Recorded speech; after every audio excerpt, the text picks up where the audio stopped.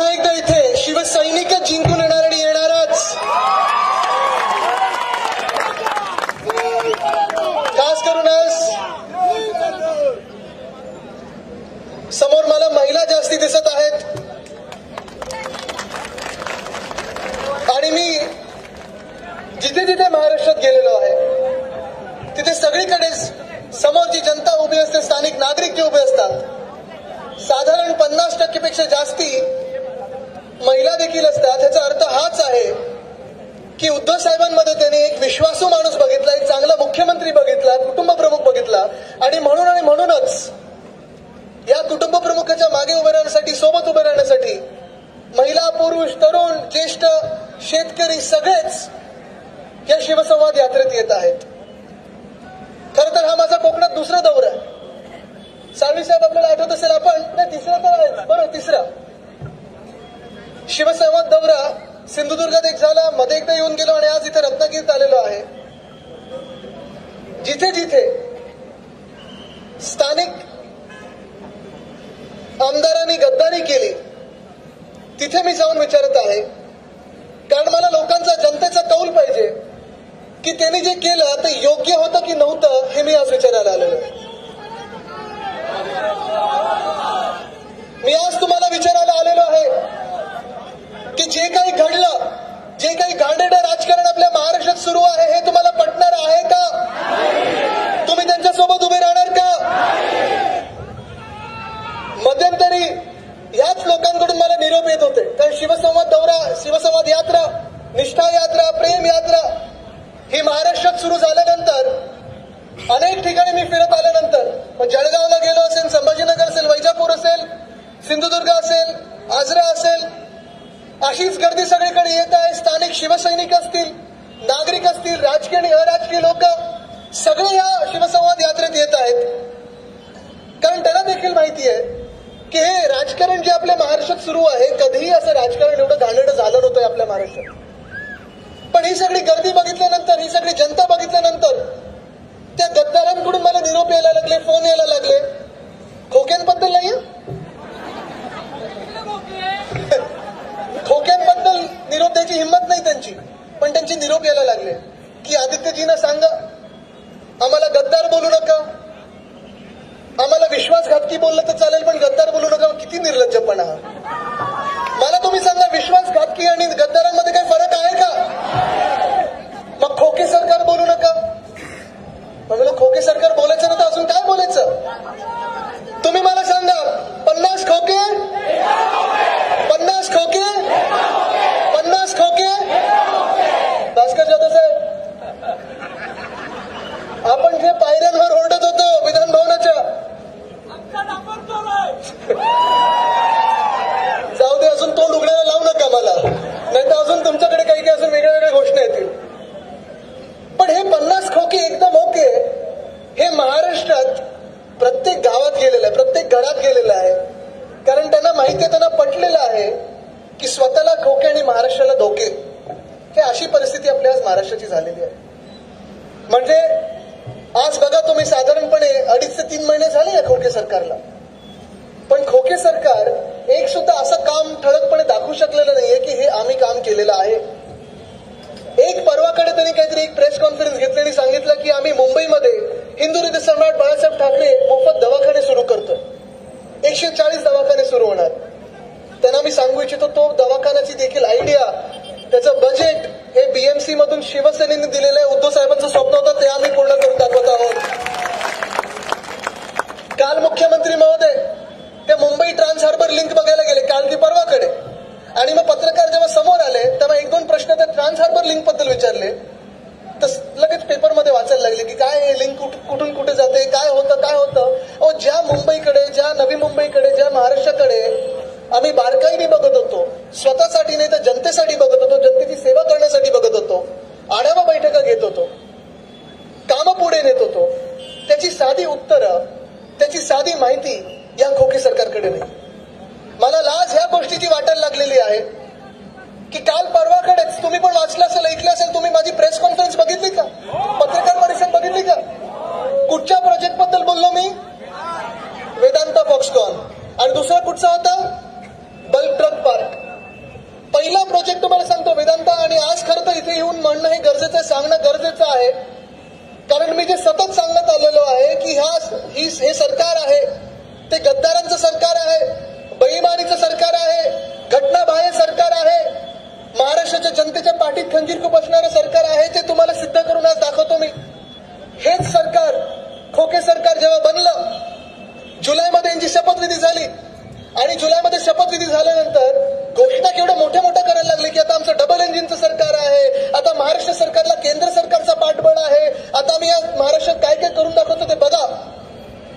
पण हे काय काय करून दाखवतो म्हणजे एवढंच लक्ष आहे त्यांचं की तू येतो का, हा फुटतोय का, तो फुटतोय का. कुठेही महाराष्ट्राच्या जनतेकडे लक्ष नाहीये. आम्ही आज इथे जे उभे आहोत, मी असेल, राजन साळवी साहेब असतील, भास्कर जाधव साहेब असतील, अनेक शिवसेनेचे आमदार आहेत, कैलाश पाटील जी असतील, सगळेच आम्ही 15 शूरवीर शिवसेनेचे आमदार, शिवसेनेचे वाघ त्या विधान भवनाच्या पायरीवर उभा होतो. आमच्यासोबत राष्ट्रवादी काँग्रेस होती, आमचे मित्रपक्ष होते आणि आम्ही घोषणा रोज देत होतो 50 खोके एकदम ओके. तेव्हा त्यांच्यातून काही मंत्री येऊन आम्हाला निर्लज्जपणे विचारत होते आणि तुम्ही टीव्हीवर बघितलं असेल, तुम्हाला हवेत का. तुम्ही कधी हे असं निर्लज्जपणे बघितलंय का? देशात कधीही असं निर्लज्जपणे बघितलंय का? आपल्या देशाच्या इतिहासात 75 वर्षात असं निर्लज्जपणा बघितलाय का? की जेव्हा तुम्ही आरोप करता, जेव्हा आम्ही आरोप करतो की तुम्ही 50 खोके घेतले, तुम्ही मान्य करता टीव्ही समोर आणि उलटा आम्हाला विचारता तुम्हाला 50 खोके हवेत का?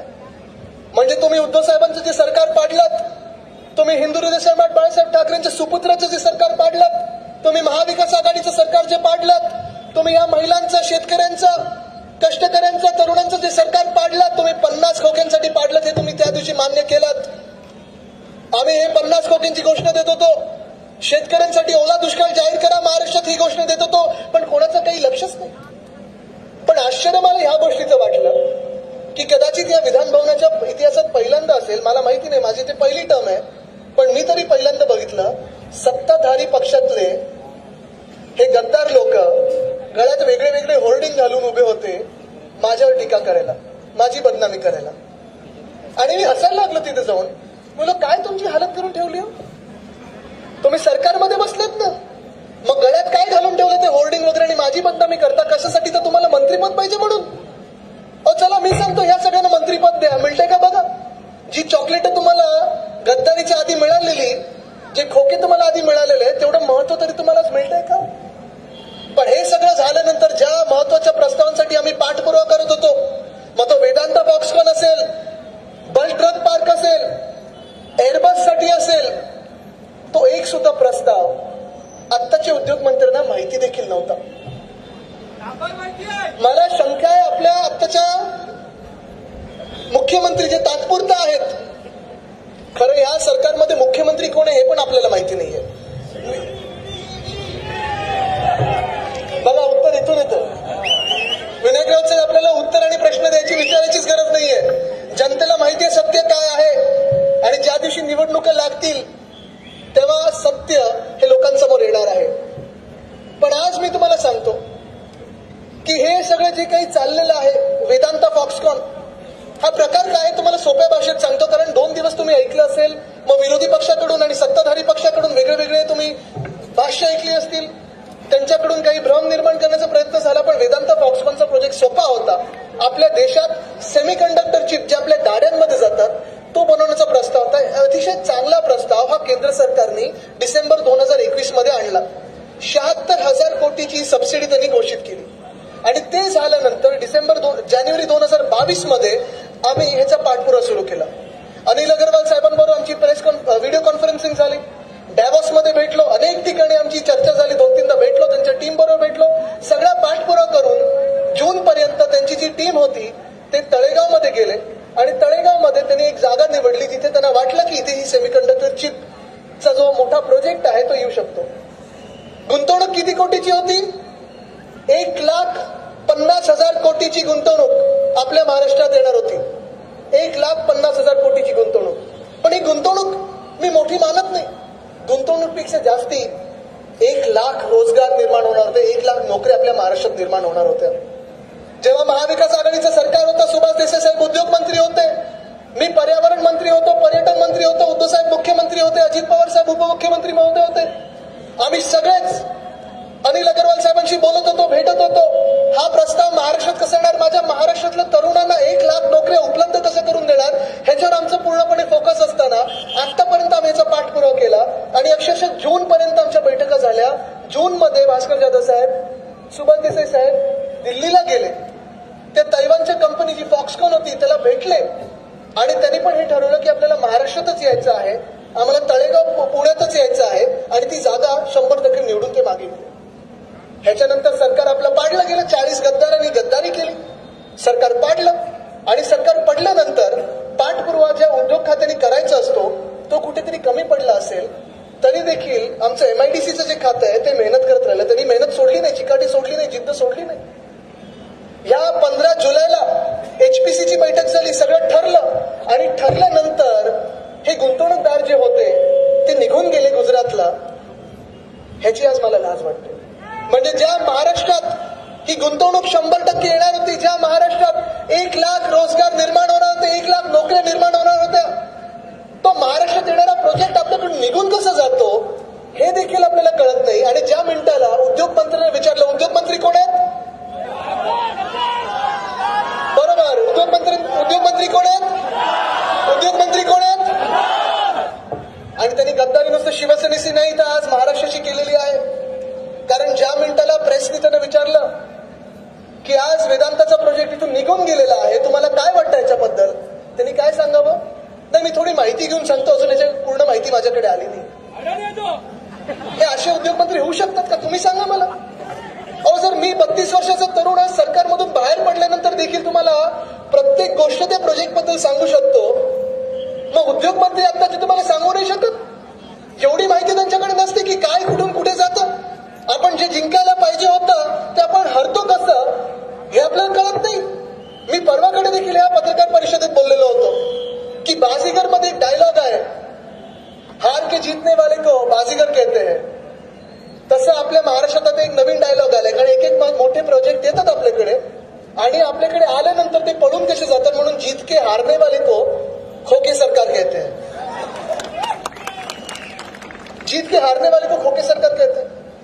ज्या 1 लाख नोकऱ्या आपल्या राज्यात येणार होत्या त्या गेल्या कशा, जी 2.25 लाख कोटीची गुंतवणूक आपल्या राज्यात येणार होती ती गेली कशी. जो प्रोजेक्ट 100% आपल्या महाराष्ट्रात येणार होता, तळेगावमध्ये येणार होता, आमच्या पुण्यामध्ये येणार होता, आमच्या इकडच्या महाराष्ट्रातल्या मुला मुलींना नोकऱ्या देणार होता, तो आपल्याकडून गेला कसा हेच कोणाला अजून माहिती नाही. उत्तर तर देता आली नाहीये, पण आरोप आमच्यावर करतात की आमच्यामुळे तिथे पळाले. अहो, जर आम्हाला तुम्ही सरकारमधून बाहेर काढलं असेल, तुम्ही आमच्यापेक्षा अजून चांगले असाल, सक्षम असाल, तर मग तुमचा हा प्रोजेक्ट हातातून गेला कसा. बरं, हेच नाही तर दुसरा महत्वाचा प्रोजेक्ट आम्ही रायगड रोहामध्ये आणणार होतो, तो म्हणजे बल्क ड्रग पार्कचा. आपल्या महाराष्ट्रात इंजेक्शन वॅक्सिन बनवणाऱ्या कंपन्या सगळ्यात जास्त आहेत, औषधं बनवणाऱ्या कंपन्या सगळ्यात जास्त आहेत. तरी देखील केंद्र सरकारचा जो दुसरा मोठा आणि महत्वाचा प्रस्ताव होता तो म्हणजे बल्क ड्रग पार्कचा. तिथे देखील 70 ते 80 हजार नोकऱ्या आपण या महाराष्ट्रात उपलब्ध करून दिल्या असत्या. कारण आज या महाराष्ट्रासमोर हा प्रश्न महत्वाचा नाहीये की कोण कुठच्या पक्षात जातोय, हा प्रश्न महत्वाचा नाहीये की कोण कुठून कुठे उडी मारून जातोय, हा प्रश्न महत्वाचा नाहीये की कुठचा मंत्री काम करतो आणि कुठचा नाही. प्रश्न हा महत्वाचा आहे की कुठच्या तरुणांना तुम्ही किती नोकऱ्या दिल्या, बरोबर ना. कारण आपला ह्या महाराष्ट्रातला तरुण जसं 394 फार्मसी कॉलेजेस आहेत तिथून डिग्र्या घेतो. काल इंजिनिअरिंग दिवस होता, वर्ल्ड इंजिनियर्स डे होता. सगळे आपण इंजिनियरना शुभेच्छा दिल्या, मुख्यमंत्री महोदयांनी पण शुभेच्छा दिल्या ट्विटरवरनं, पण शुभेच्छा देऊन तिथेच थांबलो आपण, कारण नोकऱ्या हातात नाहीच आपल्याला द्यायला. आज लाज वाटणारी गोष्ट हीच आहे की बल्क ड्रग पार्क जो महत्वाचा प्रस्ताव होता, केंद्र सरकारचा दुसरा चांगला प्रोजेक्ट, आणि मी केंद्र सरकारवर टीका बिलकुल करत नाहीये, कारण केंद्र सरकार हेच होतं मागच्या 7 वर्षात. पण गेल्या 2.5 वर्षात जेव्हा महाविकास आघाडीचं सरकार होतं, उद्धव ठाकरे साहेब मुख्यमंत्री होते, हेच केंद्र सरकार होतं. आणि त्या केंद्र सरकारच्या अंतरिखाली आपण काम करत असताना या महाराष्ट्रात उद्धव साहेबांनी 6.5 लाख कोटी एवढी गुंतवणूक आणू शकलोय. आपण हजारो रोजगार निर्माण केलेले आहेत. मग केंद्र सरकार वेगळं असताना, महाविकास आघाडी वेगळी काम करत असताना जर आपण गुंतवणूक आणू शकतो, मग हे डबल इंजिनचं सरकार जे आहे का एक इंजिन फेल झालं यांचं, एक इंजिन फेल झालं, झोपले असतील मला माहित नाही काय, पण यांना माहिती नाही की बल्क ड्रग पार्क पण यांच्या हातातून निसटून गेला. कुठे गेला, आंध्र प्रदेशला गेला, दुसरा हिमाचल प्रदेशला गेला आणि तिसरा गुजरातला गेला. पण यांना अजून माहिती नाही, कळलं कळलंही नव्हतं की बल ट्रक पार्क जो आपला उद्योग खाता त्याचा देखील पाठपुरावा करत होतं, ते देखील उद्योग मंत्र्यांना माहिती नव्हतं की तेही आपल्या हातातून निघून गेलं. खर तर हेच जर दुसऱ्या कुठच्या राज्यात झालं असतं, हेच जर तेलंगणामध्ये झालं असतं, हेच जर आंध्र प्रदेशमध्ये झालं असतं, हेच जर कर्नाटकामध्ये झालं असतं, हेच जर गुजरातमध्ये झालं असतं, तर तिकडच्या मुख्यमंत्र्यांनी तिकडच्या उद्योग मंत्र्याचा राजीनामा मागितला असता आणि तो घेतला असता. पण आपल्याकडे मुख्यमंत्री बिचारे खूप व्यस्त आहेत. कशात व्यस्त आहेत? त्याच्यानंतर आता आणि त्याच्यानंतर मी हे परवाकडे जाहीरपणे बोललो आणि आज पण बोलतोय, तुमच्या सगळ्यांच्या साक्षीने बोलतोय की तिसरा प्रोजेक्ट महत्वाचा आहे. अनिल परब साहेब, आपल्याला आठवत असेल आपण एअरबस आणि टाटा हा मोठा एक प्रस्ताव आहे, ह्याचा पाठपुरावा करत आहोत. मागच्या वर्षीपासून पाठपुरावा करत आहोत. आपले मुख्यमंत्री महोदयांनी केंद्र सरकारला लिहिलेलं आहे की जसं रोह्याला आम्ही बल ट्रक पार्क आणू इच्छितो, जसं वेदांताचा प्रोजेक्ट आम्हाला पुणे जिल्ह्यात द्यायचा होता, तसा नागपूरमध्ये मिहान आहे आणि तिथेच आम्हाला या एअरबसची कंपनी यायची होती, आणायची होती. तो आमचा पाठपुरावा होता. 3 दिवसापूर्वीपर्यंत मी जेव्हा बोललो नव्हतो, या मुख्यमंत्र्यांना असेल, तात्पुरतं मुख्यमंत्र्यांना असेल, या उद्योग मंत्र्यांना असेल, या सरकारला असेल, या खोके सरकारला असेल, एअरबस नावाचा प्रस्ताव आहे माहिती देखील नव्हतं. आज सगळीकडे बोलतात की आम्ही एअरबससाठी पाठपुरावा करू, एअरबससाठी पाठपुरावा करू. म्हणजे आपल्या राज्यात काय नक्की चाललेलं आहे? हे उद्योग खातं असेल, आपले मुख्यमंत्री असतील. मी परवाकडे बोललो की लवकर पाठपुरावा करा, कारण आता नवरात्री येणार आहे. मग मुख्यमंत्री महोदयांना दांडिया, गरबा, आता त्यांचा रेकॉर्ड आहे. 250 मंडळ त्यांनी फिरलेले आहेत. आता 450 मंडळ स्वतःचा वर्ल्ड बुक मध्ये रेकॉर्ड आणायचं आहे. घरा फिरायचं सगळीकडे. आता ह्या सगळ्या गोष्टींना थोडं बाजूला ठेवून राजकीय, आता परत मी काहीतरी ऐकतो की उद्या परवापासून मी यात्रा काढली शिवसंवाद म्हणून, त्यांना पण आता यात्रा काढायची, कुठची तरी गर्जना यात्रा वगैरे त्यांना करायची. ठीक आहे, यात्रा काढा, काही यात्रेत माझा आक्षेप नाहीये. पण यात्रा काढत असताना तुम्ही महाराष्ट्राच्या शेतकऱ्यांना तुम्ही उत्तर देणं गरजेचं आहे की तुम्ही अजून ओला दुष्काळ का नाही जाहीर केलात. महाराष्ट्राच्या शेतकऱ्यांना तुम्ही उत्तर देणं गरजेचं आहे की ज्या ज्या सवलती आम्ही महाविकास आघाडी सरकार म्हणून देत होतो, कर्जमुक्त करत होतो, तुम्ही अजून का नाही केलं. ज्या ज्या जिल्ह्यांमध्ये जाल तुम्ही तिकडच्या तरुणांना उत्तर देणं अपेक्षित आहे की जे नोकऱ्या आपण आणणार होतो, जो रोजगार आपण या महाराष्ट्रात आणणार होतो, तो रोजगार तुम्ही का नाही आणू शकलात, हे तुम्ही उत्तर देणं गरजेचं आहे. डबल इंजिन मध्ये एक इंजिन फेल का झालंय हे तुम्ही उत्तर देणं गरजेचं आहे. पण आज हालत बघा या महाराष्ट्राची कशी आहे.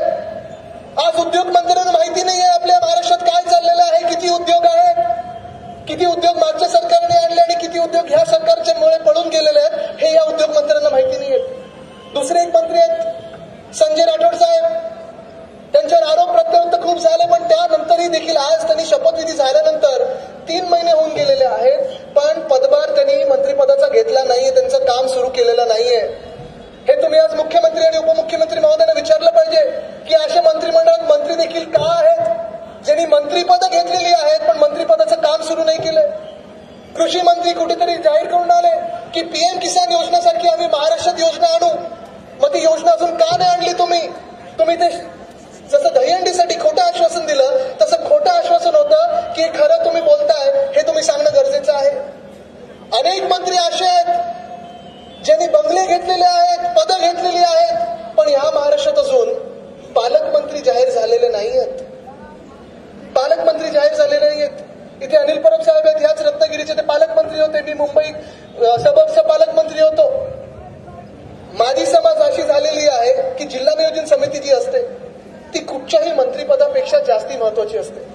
त्या जिल्ह्यातले रस्ते असतील, त्या जिल्ह्यातली रोजगार निर्मिती असेल, त्या जिल्ह्यातलं अनेक गोष्टी ज्या असतात, पोलिसांना गाड्या देणं असेल, सगळं जे काही असतं त्याचं पालकमंत्री करत असतो. पण आज हे सरकार जे आहे, खोके सरकार जे आहे, ते स्वतःसाठी खोके आणि महाराष्ट्राला धोके एवढंच करून पुढे निघत आहे. आणि म्हणूनच मी तुम्हाला विचारायला आलेलो आहे की तुम्ही कोणासोबत उभे राहणार, शिवसेनेसोबत उभे राहणार की या खोके सरकारसोबत उभे राहणार. तुम्ही उद्धव साहेबांसोबत उभे राहणार की गद्दारांसोबत उभे राहणार. कारण ही गद्दारी जी झालेली आहे, ही गद्दारी फक्त शिवसेनेसोबत झाली नाही.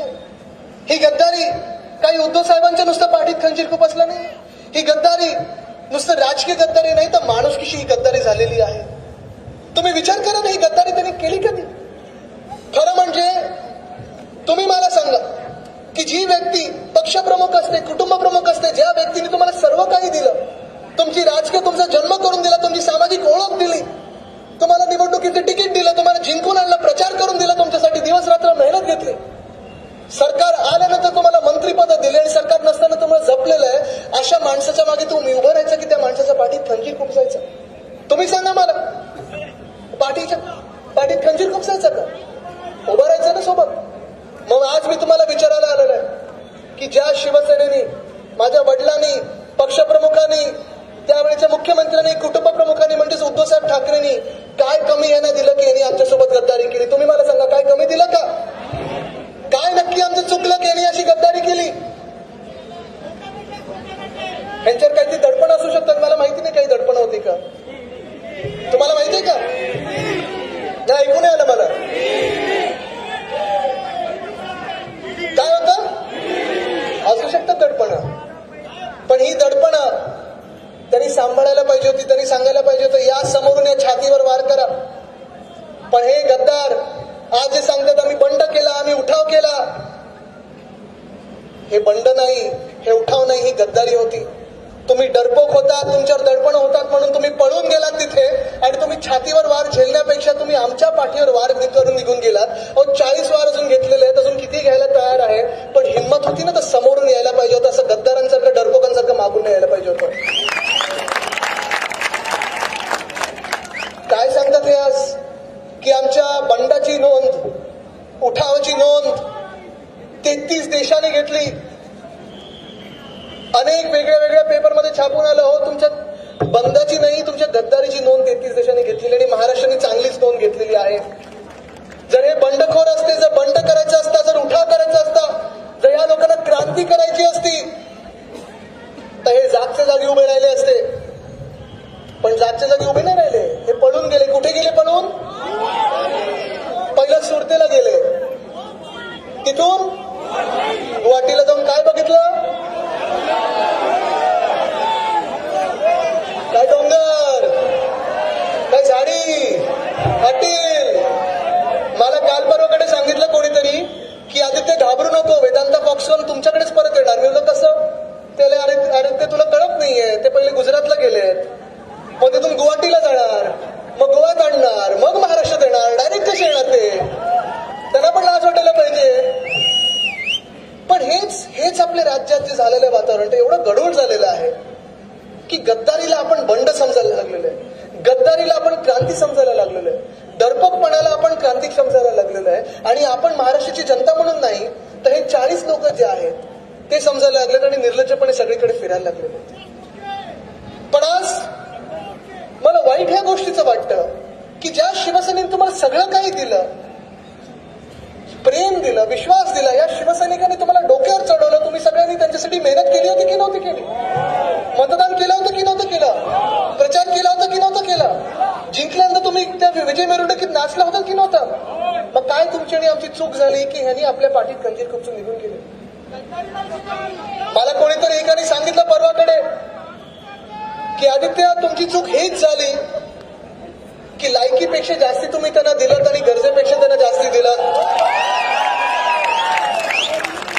त्यांना अपचन झालं आणि हजमोला खायला आता ते पलीकडे गेलेले. ठीक आहे, आता ढेकर तुम्ही दिलेला आहे, आता तरी सत्य सांगा तुम्ही लोकांसमोर की का पलीकडे गेलं.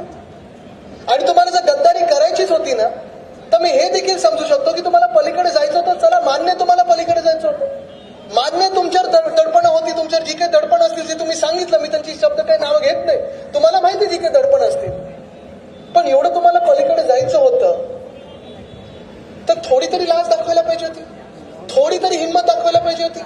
आज देखील तुम्हाला सांगतो, तुम्हाला तिथे समोर जायचं, तिथे जा, आनंदी राहा. माझं तुमच्याबद्दल काही म्हणणं नाही, माझ्या मनात द्वेष नाही, राग नाही, काही नाही. पण जर तुम्हाला तिथे राहायचं असेल, या खोके सरकारमध्ये तिथेच राहायचं असेल तर थोडी हिंमत दाखवा, आमदारकीचा राजीनामा द्या आणि निवडणुकीला सामोरे या. होऊन जाऊ दे एकदाचा महाराष्ट्रामध्ये 40 ते 40 मतदारसंघांवर आणि जनतेला कळून देऊ दे की या महाराष्ट्रात कोण खरं बोलतंय आणि कोण खोटं बोलतंय. कारण आपल्या देशात अजूनही सत्यमेव जयतेला जास्ती आपण वजन देतो, सत्यामेव जयतेला नाही. चला, माझी अजून एक तयारी आहे. तुम्हाला वाटत असेल ना की 40 ते 40 नाही, 41 लोकांचा राजीनामा दिला. चला तुम्ही 40 लोकांचा राजीनामा द्या, मी पण राजीनामा देईन आणि निवडणुकीला सामोरे येईन. तयार आहे मी लढायला सोबत.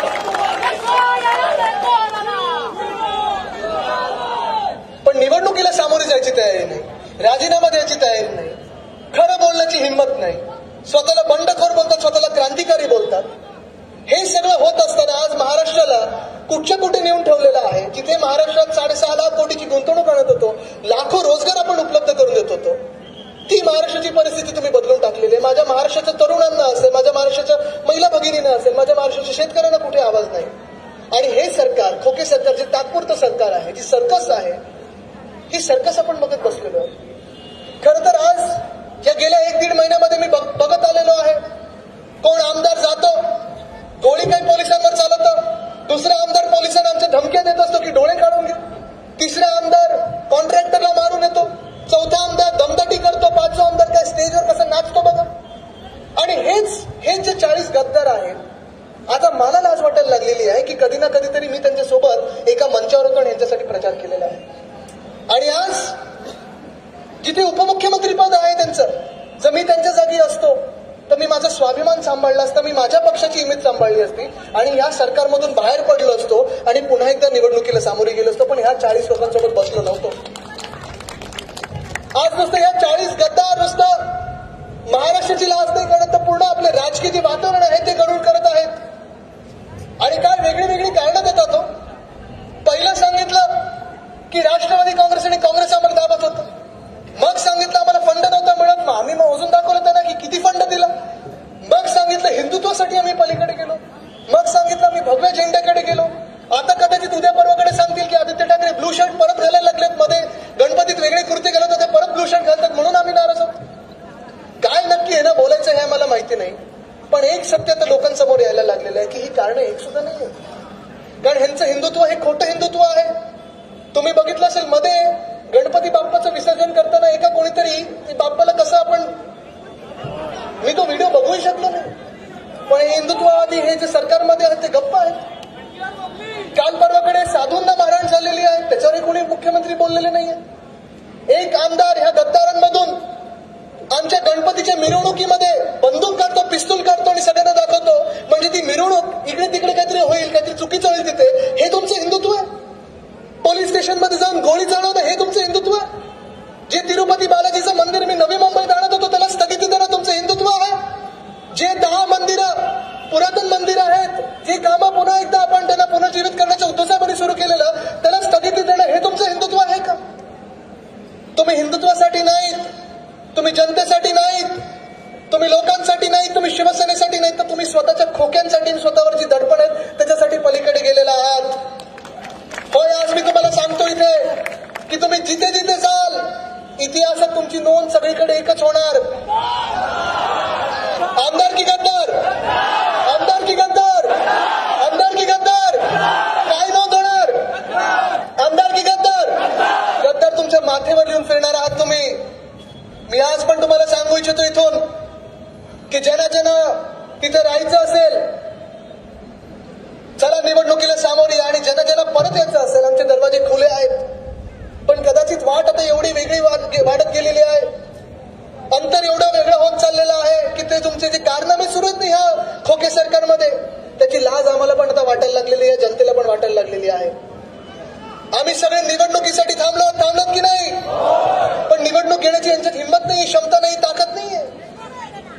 कारण जसे हे पळून गेले सुरतेला तसंच ह्यांना निवडणूक जेवढी ढकलायची तेवढी ढकलता येण्याचा प्रयत्नही करत आहेत. वॉर्ड रचना असेल, महापालिकेची निवडणूक यांना घ्यायची नाहीये, जिल्हा परिषदेची निवडणूक यांना घ्यायची नाहीये, लोकसभेची यांना निवडणूक आता घ्यायची नाही, 12 खासदार जे गद्दार झाले तिथे निवडणूक घ्यायची नाहीये.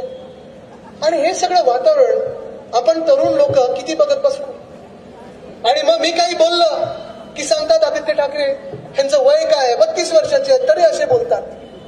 होय, मी 32 वर्षाचा आहे, पण मी 32 वर्षाचा असताना जर तुम्हाला विचारलं की तुम्ही माझ्या शिवसेनेच्या पाठीत का खंजीर खुपसला, मी चुकीचं विचारतोय का? जर मी 32 वर्षाचा तरुण म्हणून तुम्हाला विचारलं की माझ्या वडिलांच्या पाठीत का खंजीर खुपसला, मी चुकीचं बोलतोय का? जर 32 वर्षाचा तरुण म्हणून मी मी विचारलं की माझ्या महाराष्ट्राची गद्दारी का केली, खोके सरकार तुम्ही का बनवलं, मी चुकीचं बोलतोय का? 32 वर्षाचा तरुण म्हणून जर मी विचारलं की या महाराष्ट्रातून 1 लाख नोकऱ्या तुम्ही कमी का केल्या, तो प्रस्ताव का नाही येऊ दिला, प्रोजेक्ट का नाही येऊ दिला, मी खोटं बोलतोय का? वय जर आमचं कमी असलं, तरुणांनी तुम्हाला प्रश्न विचारायचे नाहीत का? जे सत्य आहे ते बोलायचं नाही का? क्रांती करायला, लढायला पोलीस आणि आर्मीमध्ये तुम्हाला तरुण पाहिजे असतात, पण राजकीय जे प्रश्न असतात, जे तुम्हाला टोचणारे प्रश्न असतात, जे सत्य बोलायचं असतं, तिथे 32 वर्षाच्या तरुणांनी काही बोललं की तुम्हाला लगेच तुमचं वय आठवतं, आमचं वय आठवतं. मी आदरपूर्वक आतापर्यंत बोलत आलेलो, कोणाचा अनादर केला नाहीये, कोणाचे नाव एकेरी घेतलं नाही. मी असं बोलत नाही जसं परवाकडे मुख्यमंत्री महोदय बोलले, तो वेदांत आला होता, तो काही कॉन्ट्रॅक्टर आहे का? असं एकेरी उल्लेख करून उद्योगपती कोणी आपल्या राज्यात येत नाही. तो आदरपूर्वक बोलायला लागतं, निष्ठाही जपायला लागते, निष्ठाही दाखवायला लागते. पण हे खोके सरकारला निष्ठा, आदर, हिंमत हे काहीच माहिती नसताना आपल्या महाराष्ट्राला जेवढं आपण पुढे नेण्याचा प्रयत्न करत होतो तेवढं हे मागे खेचण्याचा प्रयत्न करत आहेत. प्रत्येक निर्णय यांचा बघा, आपल्या महाविकास आघाडी सरकारचा पहिला कॅबिनेटचा निर्णय काय होता, मंत्रिमंडळाचा निर्णय काय होता? तर छत्रपती शिवाजी महाराजांचा जो रायगड आहे त्या किल्ल्याला पण 600 कोटी दिले, कारण तिथे आपल्याला रिपेअर काही करायचं होतं, त्याच्यासाठी आपला पहिला निर्णय तो होता. शेवटचा निर्णय काय होता हे सरकार पाडायच्या आधी?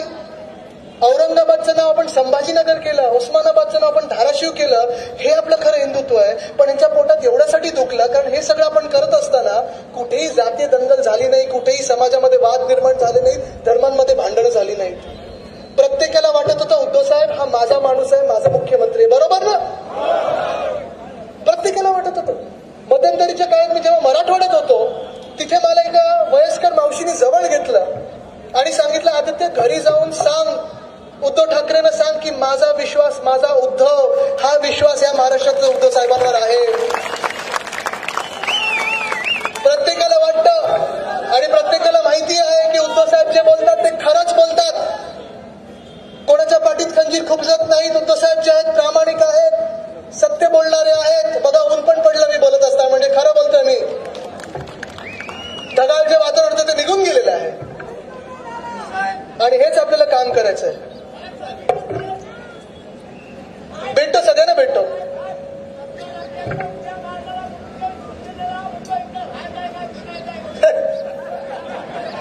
जाऊ दे, त्याला मी उत्तर देणार, त्याला जनता उत्तर देणार आहे. पण ही जी वृत्ती आहे हे तुम्ही आज समजून घेणं गरजेचं आहे. मी आज जास्ती वेळ घेणार नाही. मला वाटतं चिपळूणला पुढे जायचं आहे, खेडमध्ये जायचं आहे. पण आज मी तुम्हाला एकच सांगायला आलेलो आहे की हे जे काही राजकारण चालू आहे हे मला तरी पटणारं नाहीये.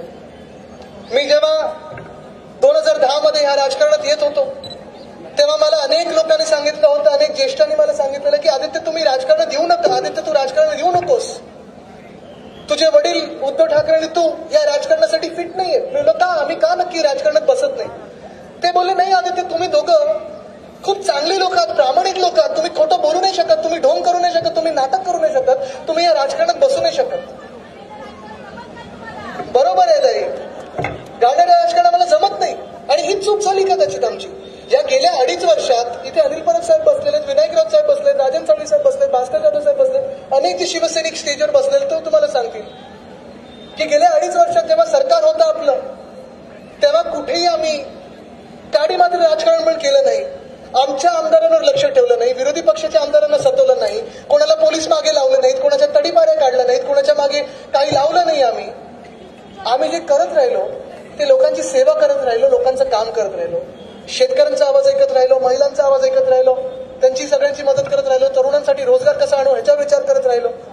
हेच सगळं करत असताना कदाचित ही गद्दारी जी होत होती ती आमच्या लक्षात आली नाही. आणि गद्दारी पण बघा कशी झाली, तुम्ही वृत्ती समजून घ्या. ही काही गद्दारी साधी सुधी नाहीये. जे मी सांगत होतो ना की फक्त काही शिवसेनेसोबत किंवा उद्धव साहेबांसोबत नाही, तर माणुसकीची गद्दारी झालेली आहे. ह्या मागच्या नोव्हेंबर डिसेंबर मध्ये जेव्हा दिवाळीचा काळ होता, जेव्हा दिवाळीसाठी आमदार खासदार सगळे घरी येऊन गेलेले, सगळ्यांची शुभेच्छा भेट झाली, सदिच्छा भेट झाली, सगळे येऊन वर्षावर जेवून गेले. त्यानंतर उद्धव साहेबांचं ऑपरेशन ठरलं होतं. तुम्हाला माहिती असेल हे ऑपरेशन ठरलं होतं, मणक्याचं ऑपरेशन ठरलं होतं. मी तेव्हा स्कॉटलंडमध्ये होतो, जागतिक पर्यावरणाची परिषद होती. मी त्यांना विचारलं उद्धव साहेबांना की उद्धव साहेब मी जाऊ की नको, कारण तुमचं तुमचं मणक्याचं ऑपरेशन आहे. त्यांनी सांगितलं, आदित्य, जरी मी तुझा वडील असलो, तू माझा मुलगा असला, तरी मी ह्या राज्याचा मुख्यमंत्री आणि तू ह्या राज्याचा मंत्री आहेस. तू महाराष्ट्रासाठी चाललेला आहे, तुला जाणं गरजेचं. तू तिथे जा आणि महाराष्ट्राचा आवाज बुलंद कर. आणि मी तिथे स्कॉटलंडला गेलो तर तेव्हा तिथे ऑपरेशन झालं उद्धव साहेबांचं. आणि पहिल्या ऑपरेशन नंतर लगेचच 2-3 दिवसामध्ये दुसरं ऑपरेशन झालं. ज्यांचं ऑपरेशन झालेलं आहे त्यांना माहिती आहे की ऑपरेशन थिएटरमध्ये जाणं हे किती मनावर दडपण असतं, आपल्या मनावर वेगळं प्रेशर असतं, भीतीदायक वातावरण असतं. आपण साधं दाताच्या डॉक्टरकडे गेलो किंवा कोविडची लस जरी घ्यायला गेलो ना, तरी मनात भीती असते की दुखणार की नाही. पण उद्धव साहेबांचं दुसरं ऑपरेशन झालं. आणि दुसरं ऑपरेशन झाल्यानंतरच उद्धव साहेबांची जास्ती हालचाल होऊ शकत नव्हती, कारण दुसरं ऑपरेशन थोडं कठीण ऑपरेशन होतं. मला लगेच परत यायला लागलं. मी धावत पडत तिथून स्कॉटलंडवरून आलो आणि आल्या मी जे काही बघितलं, हे दृश्य एकदम विचित्र होतं, दुःखदायक होतं. मी बघत होतो की उद्धव साहेब या राज्याचे मुख्यमंत्री म्हणून काम करत होते. दिवसात 3, 4, 5 तास जेवढी काही त्यांची ताकद जमायची ते काम करत होते. तेव्हा कोविडचा काळ वाढत होता, कोविडचे रुग्ण वाढत होते. तेव्हा आपले कलेक्टर असतील, SP असतील, कमिशनर असतील, म्युनिसिपल कमिशनर असतील, आमदार असतील, खासदार असतील, जे व्हॉट्सअप करत होते, फोन करत होते, त्यांच्याशी बोलत होते, संवाद साधत होते. कोविडमधून महाराष्ट्राला जपायचं कसं, बाहेर लगेच काढायचं कसं, रुग्ण कमी कसे करायचे, ह्याच्यावर विचार सुरू होता. पण उद्धव साहेबांची हालचाल तेवढी होत नव्हती. ते जास्तीच्या बेडमधून हलू शकत नव्हते. 3 महिने उद्धव साहेब भेटू शकले नाही. कोविड बबलमध्ये होते, तरी देखील व्हिडिओ कॉन्फरन्सिंगच्या मार्फत मंत्रिमंडळाच्या बैठका होत होत्या, अनेक वेगळ्या बैठका होत होत्या. मी देखील जेव्हा उद्धव साहेबांना भेटायला जायचो, बाहेर पडल्यानंतर परत इथं हॉस्पिटलमध्ये जायचो, तेव्हा 6 कोविड टेस्ट दिवस परत करून जायचो की कुठे आपल्यासोबत कोविड शिकायला नको हॉस्पिटलमध्ये. आणि असं सगळं वातावरण असताना आम्हाला बाहेरही काही बोलू शकत नव्हतो, कारण मुख्यमंत्र्याचंच परिवार जर खचून बसलं तर महाराष्ट्र काय करेल हा मोठा विचार आमच्या मनात असायचा. आणि यावेळी जेव्हा उद्धव साहेबांना बरं नव्हतं, जेव्हा उद्धव साहेबांचं आजारपण होतं, जेव्हा उद्धव साहेबांचं ऑपरेशन झालेलं, त्या काळात ह्या 40 लोकांनी गद्दारी सुरू केली आणि विचार सुरू केला की आपण मुख्यमंत्री कसं होणार. हे राजकारण तुम्हाला पटणार आहे? ही माणुसकी तुम्हाला पटणारी आहे? ही वृत्ती तुम्हाला पटणारी आहे? तुम्ही कधी असं तुमच्या आई वडिलांसोबत कराल? कधी तर तुम्ही गुरूंसोबत कराल? नाही करणार.